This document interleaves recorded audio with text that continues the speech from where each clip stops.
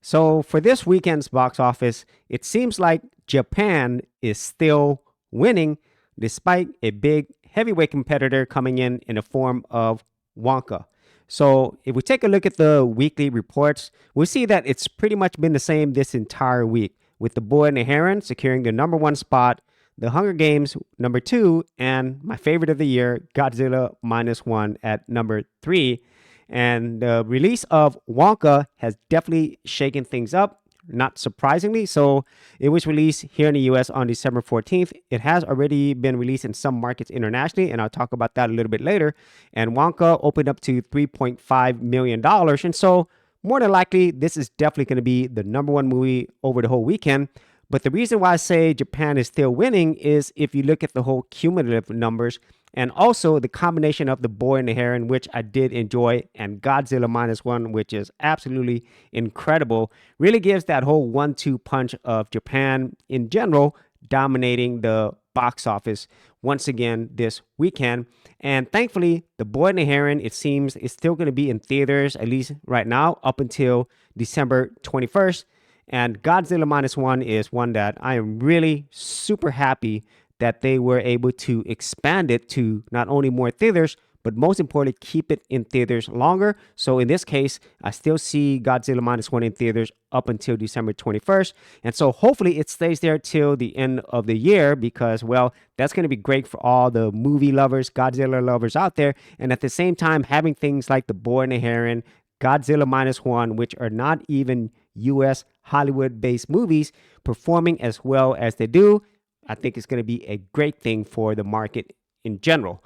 And so going back to Wonka, so they are predicting that it will earn about $35 million this weekend domestically. And that seems like a good estimate. And I think overall, Wonka, it will do well overall because as of right now, as I stated earlier, 3.5 million domestically and internationally, it's earned $43 million. And so it's already earned 46.6 million worldwide. So basically 47 million. And so I could easily see this movie, maybe crossing the 100 million by the end of the weekend or maybe close to it. And in terms of production budget, it is at $125 million. And that's not including things like marketing or profit sharing. But I think compared to other studios like Disney, I think this is still a good price. And it is from Warner Brothers, which I'm going to talk about a little bit more. And so I kind of feel like Wonka will probably need to make around the 200 million mark to break even and then be profitable. And I really feel that this movie has a good shot of being profitable for Warner Brothers. And let's go ahead and talk about Warner Brothers because seeing some of the recent headlines are saying Warner Brothers is heading towards bankruptcy. And this comes from this company called Macro Access, which is this company right here. This is an investment company, and they do a lot of different analysis. And one of the most important analysis that they do is the probability of bankruptcy. And if you look down here with all these stats that I have, their interest expense, I mean, this is just paying for interest.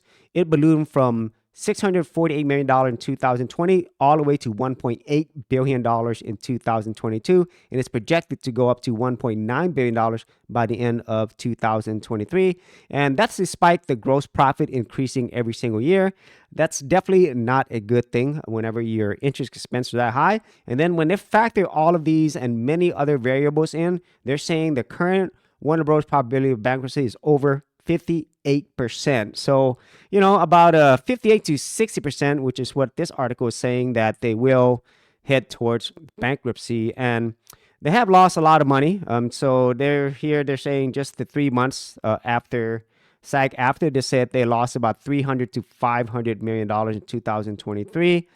And Warner Brothers has a lot under their properties, including things like Discovery, DC Comics, TNT, CNN, Cartoon Network, WB Games. There is a lot of stuff there. And I think as anybody who's been paying attention to DC, they haven't been doing well. And we do have Aquaman 2 coming out. But we also have the really awesome Dune movies. I think that's definitely going to help.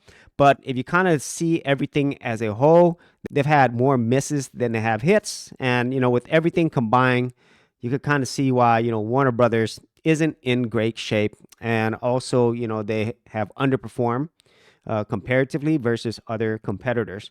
So, with all of that being said, all of these larger companies, going back to things that I've said earlier, they're really going to need to look at these much smaller movies and also things that aren't even Hollywood based to see where they can improve. Because if they don't, then, well, the probability of bankruptcy is going to increase for many, many other Hollywood or US based companies. So if you actually had any thoughts on this, be sure to leave in the comments area below, and I'll see you on another video. Hey geeks, if you are a brand new creator and you simply want something easy to get you started, well, I got something for you with my Creator Starter Kit. This is a super simple step-by-step guide that's going to take you from having no channel to developing your very first YouTube channel, along with ideas, thumbnail designs, and other creator tips, including marketing.